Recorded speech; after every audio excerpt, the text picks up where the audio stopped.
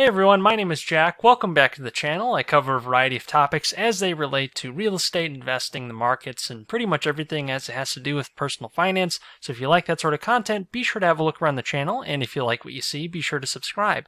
But today marks another episode of my M1 Finance series where I'm trying to build a $100,000 portfolio in this platform, M1 Finance. And the reason I'm using this platform is because, well, I really like the interface that it has and some of the nice little features that it has as well, including an automatic dividend and cash reinvestment feature where any underweighted sections of your portfolio automatically have any new cash added to the account, assuming of course you have this auto invest feature turned on, which I temporarily have turned off. But anyways, as you add new cash, it will automatically distribute it among any underweighted sections of your portfolio. And you set a target allocation for each area of your portfolio depending on whatever your personal preferences are. And another cool thing you can do with it is you can actually share and then edit other people's portfolios if you actually want to use those. So I always include a link to my portfolio that I use in the episode, since I do change it from time to time. In fact, I've changed it almost every episode, at least a little bit, for the past few months. So you can actually take a look at that particular episode's portfolio breakdown, and then you can see my exact holdings in each one of these pies, as M1 Finance calls them, and then you can check it out for yourself and maybe edit it. I'm not a financial advisor, so definitely do your own research before you make any investments or sell off or edit or do whatever you want to do. Just make sure you do your own research, since I am not a financial advisor, and I am not giving you financial advice. But another great feature with M1 Finance is the fact that it is free, and who doesn't like freeze? There's no trade commissions or anything like that. It is tailored more towards longer term investors though. It's not as good as other platforms with trading, so if you want to do short term trades or trades that really if you're a day trader, for example, if you're doing trades that have a very short window within a day or so, it's not a very good platform for that. But it is great for longer term investors where portfolio allocation is a big deal.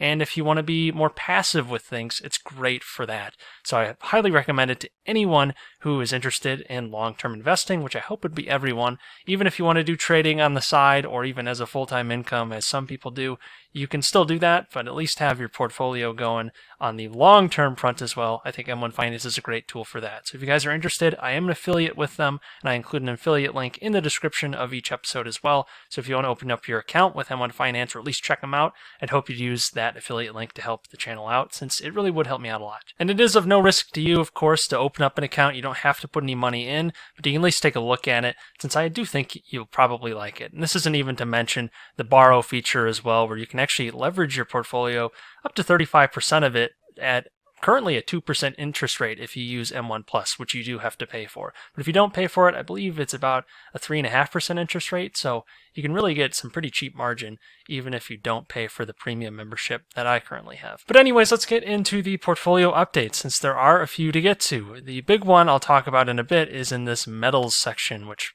historically for me over the past few months has been mostly gold and silver. In fact, exclusively gold and silver and mining companies that mine predominantly gold and silver. But I've actually added a new metal, and that's copper, as you could probably tell by the title of this video. And I'll talk about why I've added copper miners to my portfolio in just a second. But first, I'm going to talk a little bit more about what I've done with my CVS holding. That was the big holding I added last episode. I added about $500 or $400 into CVS since I thought it was a pretty good value play. Well, they've recently announced that they've paid down even more of their debt, which is great, and that's probably the biggest drawback with CVS is the large debt load that they have. If you want to see that breakdown of CVS and where I think the valuation probably should be, you can check out the video from last month, and I'll go ahead and link that above. But anyways, I've added about $500 more to CVS because I like the news I saw with them paying down more of their debt. I still think they're relatively undervalued. Of course, everyone's valuation is going to be a little bit different since you're trying to predict the future, but I think the prospects for CVS are pretty decent at this current stock price point. Plus, the dividend yield's pretty nice at about 3.5%, so that's always good too, and arguably better than a savings account, if assuming, of course, CVS stays solvent, which you're always taking risks with stock. It's risk reward after all. So I've added to that. I probably won't add any more unless it has a significant drop in price. I do like it at about 58 bucks per share right now. I think it's probably more appropriately worth in the 60s. So I think it's a little bit underpriced right now, but not a ton. So I don't want to throw a ton of money into it unless it has a pretty significant event that causes it to lose a lot of stock price, but not necessarily a lot of value, which doesn't always happen. Sometimes those things go hand in hand, where the price actually reflects value being lost.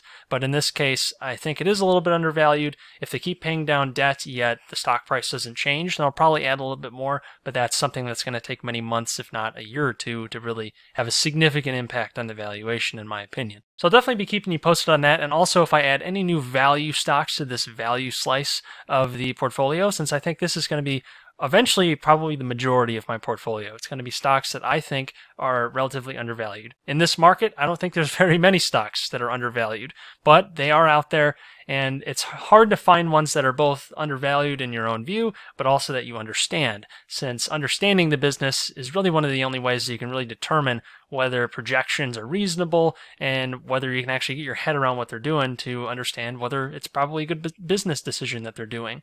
And that really plays a part in valuing a company, and also to see whether their growth projections are reasonable, which is the biggest part of determining whether a company is worth buying. You have to figure out, what is this company going to do over the long term with its stock price, since you're really buying a revenue stream, and if the revenue stream's not growing, the stock price theoretically wouldn't grow either. So you really got to pay attention to that sort of thing, and also their profit margins, which all sorts of different factors go into valuing a stock, and there's no right way to do it, since if there was a right way, one, everyone would be doing it, and two, a lot more people would be scadillionaires, or maybe no one would be because it would be so competitive.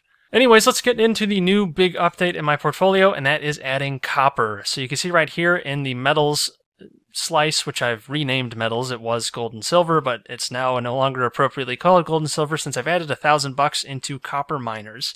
Now, why did I do miners rather than, say, a copper fund, kind of like GLD? I could have done the same thing with copper, but instead I wanted to do the miners, since that's sort of a leveraged investment into copper, and you're buying copper companies rather than just the paper valuation of the metal. If I wanted to buy the metal itself, I'd try to buy the metal, but I don't know what the copper market looks like if you're just trying to hoard copper. Plus, I don't really have a good place to put it, so I'd have to pay for storage or buy some sort of product that offers storage as well, and that would have a premium on it. So I decided to just go for the slightly, arguably more risky route, which is a leveraged investment into copper, which is by buying the miners. And the reason it's considered leverage is because there's capital invested into this business to try and mine copper. So copper is reflected on their asset sheet, or at least the amount of copper that you'd think is in the ground that they own, that they're trying to mine. So as the price of copper goes up, we'd expect their profits to go up too at a disproportionate rate, because there's a leveraged investment in there, whether that be because of debt,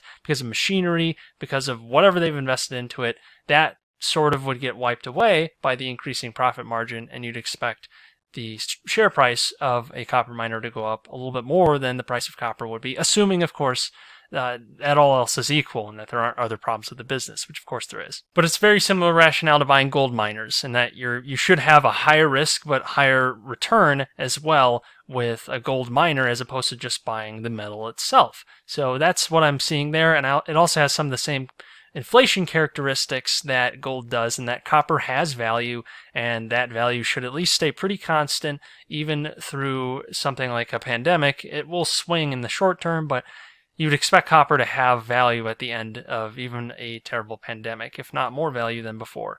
And that value will be inflated if we keep devaluing currency, or I should say the price, not the value. The price would be inflated if we kept printing a lot of currency, so copper has those protective qualities as well. Maybe not as good as gold, but you could really say that about any commodity. And another thing that copper has going for it, as opposed to something like gold, is that it has a lot more industrial utility. It's not just this sort of second money.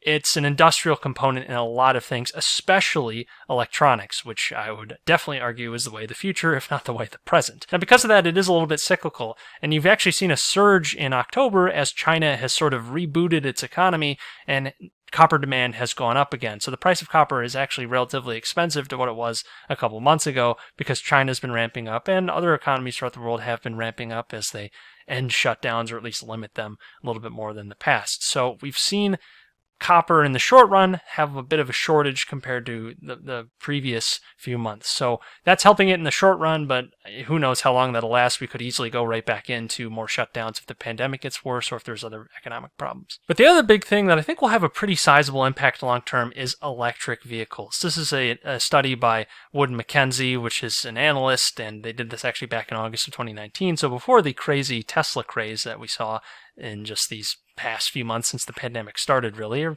I guess a bit before the pandemic started is when we had the first Tesla craze.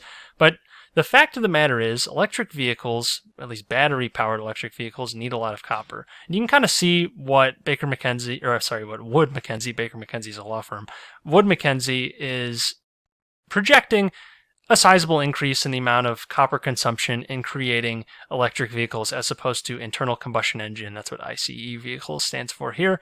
So you can see that you're going to probably see less internal combustion engines. We saw that law in California get passed that mandates that, I think it's by 2025 or 35, no internal combustion engine vehicles would be allowed. It'd have to all be electric vehicles. So that would bode well for electric vehicle producers and bode well for copper suppliers and copper in general, because more people would need copper to produce those vehicles. So that's going to definitely be a driving force. It's definitely a minority of the market share, however. It's not as though it's going to quadruple the price of copper. But even if it's a few percent of the market, that is a big force. And if everything else stays about the same or increases a little bit as more and more economies electronify themselves and have more electronics production, you'd expect to see the demand for copper grow over the long term as well. So that's a big reason I've made this investment into copper. It is only $1,000, which in the grand scheme of things isn't a ton of money, but I'll probably add a little bit more to this over time, but that's kind of where I'm starting. So that's kind of what I'm thinking with this copper investment. I think it is a good play for the long term. I think it's good because of electronic vehicles and electronics in general. It's a big component in electronic wiring. So anything that has electronics usually has some sort of copper element into it. So that's the big reason I've made this play into copper. We'll see how it goes. In the short term, it can drop very substantially, just as with any stock investment or any investment in general. We'll see where it actually goes. But I think over the long term, it should bode pretty well. Now you can also see that I actually have a little bit of cash here on the side. I've been moving money out of index funds in my Vanguard account, and I've been moving it into here slowly. So I currently have about $1,200. I did add some of it into copper and some of it into CVS already, but I'll probably have a little bit more cash next time around if I don't deploy it into something else. One thing I might look into is lithium, for the same reason that I like copper, especially with electronic vehicles. Lithium-ion batteries are a big component in batteries for Tesla vehicles, for example. However, the price of lithium has dramatically increased in recent weeks, and lithium mining stocks are extremely expensive right now as well compared to before. They might still be cheap. I just haven't done enough analysis on it to try and have a good judgment call for as to whether it's cheap or expensive and whether I should put money into it. Though I think, in all likelihood, I will at some point in the near-ish future. Anyways, that's all I've got for today. If you like this video, please like it since it helps the channel out a lot. If you like this sort of content about stock investing, or really any sort of investing, especially as it relates to real estate and the broader markets in general, I do have new videos that come out every single week, and I do a new video for this series in particular every 15th of the month. So definitely subscribe so you don't miss any of those updates, as again, I put out new videos every single week about all sorts of things about personal finance, and I wouldn't want you guys to miss out. And check out the link in the description for your free account with M1 Finance. I also have links down there for Robinhood and Webull if you want to open up accounts there if you're more into trading, or if you just want to take advantage of getting those free stocks by simply opening up an account. It's a total win-win. You might as well take advantage of it while they still have that offer going. But until next time, take care.